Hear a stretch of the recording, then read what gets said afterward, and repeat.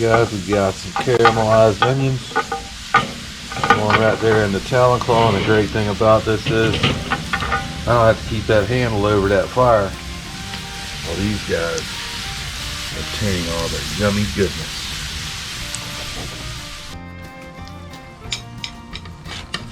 Alright, bones are going down. Got a nice hot bed of B&B charcoal. Lump down there.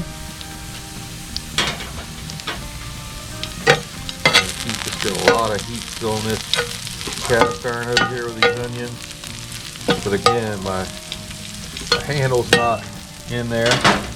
This talon claw makes it easy. I'm gonna go ahead and pull them off. Set them aside over here on our stainless steel island. Look at that.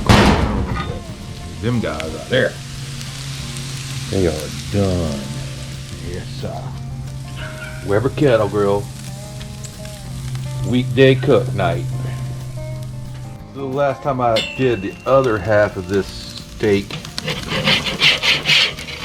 sale, I overcooked these things for me, and this is Backwoods, so I'm not gonna make that same mistake twice. We like ours medium rare, alright?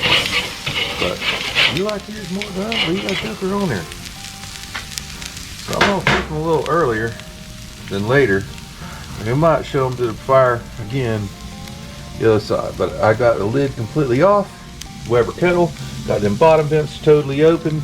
Again, B&B lump charcoal in there. If you'd like to see our review on that, I'm gonna leave you a link right down here in the description box where you can go back and watch that video where we reviewed 3 different kinds of lump charcoal. Them smelling awesome right there. So now that my onions have stopped sizzling, I want to keep them warm over here. So I just took my talon claw, put the pan over here to the side, and I'll keep everything nice and warm until our steaks are ready.